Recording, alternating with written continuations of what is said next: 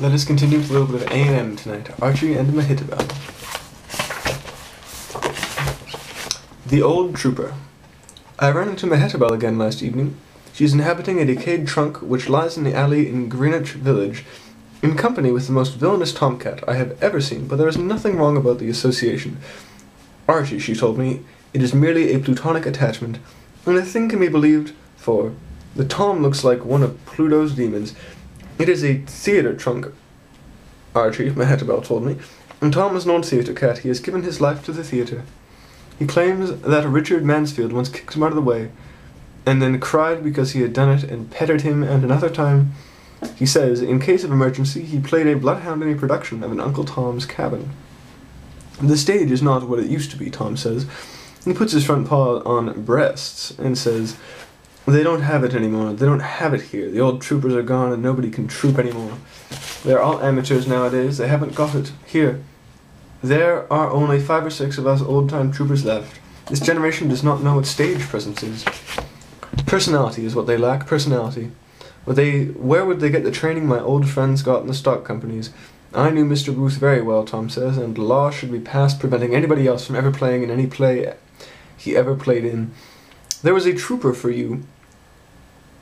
I used to sit on his knee and purr when I was a kitten. He used to tell me how much he valued my opinion. Finish is what they lack, finish. They haven't got it here, and again he laid his paw on his breast. I remember Mr. Daly very well. I was with Mr. Daly's company for several years. There was art for you, there was teamwork, there was direction.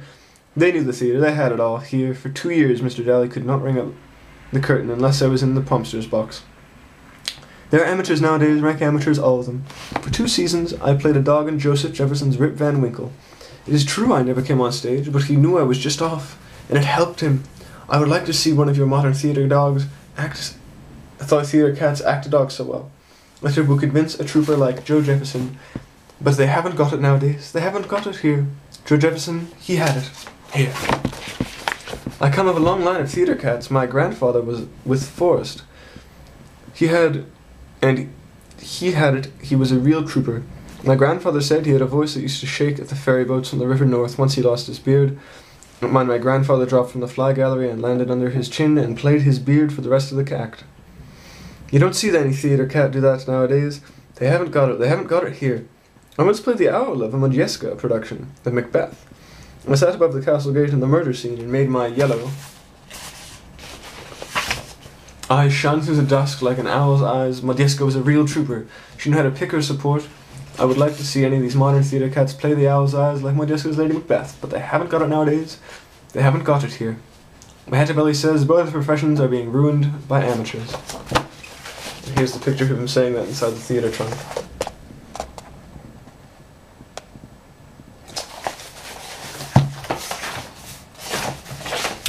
Number 31.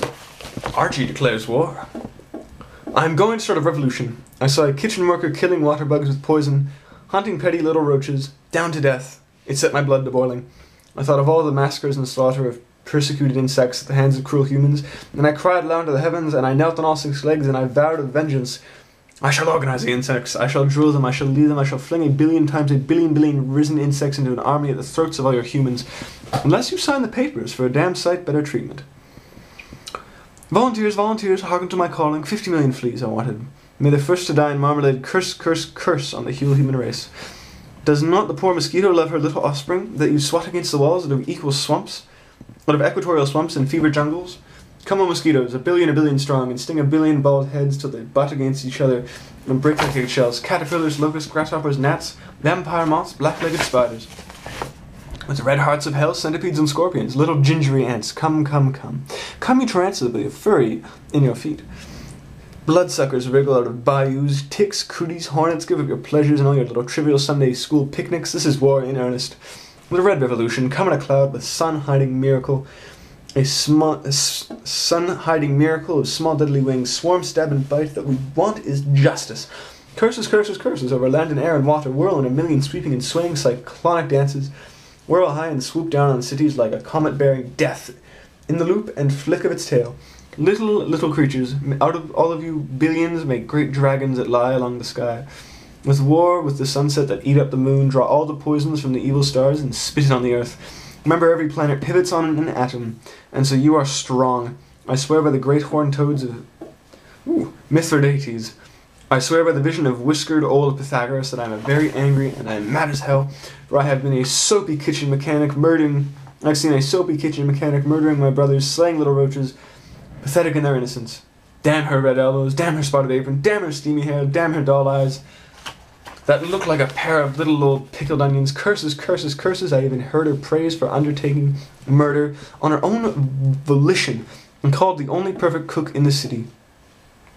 Come, come, come, come in your billions, tiny small feet and humming little wings, crawlers and creepers, wrigglers and stringers, scratchers, borers, slitherers, little forked tongues, managed at your mercy. One sudden gesture and all the empires perish. Rise, strike for freedom. Curses on the species that invested roach poison, curses on the stingy beings that evolved tight zinc covers that you can't crawl under for their garbage cans. Come like a sandstorm, spewed from the mouth of great apocalyptic desert-making devil. Come like the spray, sooty and fiery, snorted from the nostrils of the sky-eating ogre. Let us have a little direct action, is the sincere wish of Archie. The Hen and the Oriole, number 32. Well, boss, did it ever strike you that as a hen regrets it just as much when they wring her neck as an oriole? But nobody has any sympathy for a hen because she is not beautiful. Well, everyone gets sentimental over Oriole and says how shocking it is to kill the lovely things. This thought comes to mind because of the earnest endeavour of a gentleman to squash me yesterday afternoon when I was riding in the elevator. If I had been a butterfly, he would not have said that how beautiful thing to happen to find its way to these grimy cities do harm the splendid creature, but let it fly back to its rural haunts. Again, beauty always gets the best of me. Get guest of it. Be beautiful, boss. A thing of beauty is joy forever. Be handsome, boss, and let those will be clever is a sad advice of your ugly little friend, Archie. And the last one for tonight. Ghosts. You want to know whether I believe in ghosts? Of course I do not believe in them. If you had known, as in many of them I have, you would not believe in them either. Perhaps I have been unfortunate in my acquaintance, but the ones I have known have been a bad lot. No one could believe in them after being acquainted with a short time. It is true that I have met them under peculiar circumstances. That is while they were migrating into bodies of what human beings consider a lower order of creature. Before I became a cockroach, I was a free verse poet, one of the pioneers of the artless art, and my punishment for that was to have a soul enter the body of a cockroach. The ghosts I have known were the ghosts of persons who were waiting for a vacant body to get into. They knew they were going to transmigrate into the bodies of lizards, lice, bats, snakes, worms, beetles, mice, alley cats, turtles, snails, tadpoles, etc. And while they were waiting, they were all cross as all get out. I remember talking to one of them, who had just worked his way upward again, and he was going to the body of a flea, and had been in the body of a flea and was going to the body of a catfish. You think it might be grateful for the promotion, but not he. I do not call this much of advance. He said, why could I not be a hummingbird or something? Kid, I told him it would take you 1,000,000 years to work your way up to a hummingbird. When I remember he said that I used to be a hat check boy in a hotel. I could spend 1,000,000 years weeping to think that I should come to this. We have all seen better days, I said. We have all come down in the world. You have not come down as far as some of us. If I ever get to be a hat check boy again, he said, I will sting somebody for what I have had to suffer. That remark will probably cost another 1,000,000 years among the lower creatures, I told him. Transmigration is a great thing. If you do not weaken personally, my ambition is to get my time as a cockroach shortened for good behaviour and be promoted to a revenue officer. It is not much of a step up, but I am humble. I have never run across any of this ectoplasm that Sir Arthur Conan Doyle tells me of, but it sounds as though it might be wonderful stuff to mend broken furniture with. Archie. Alright, Christy.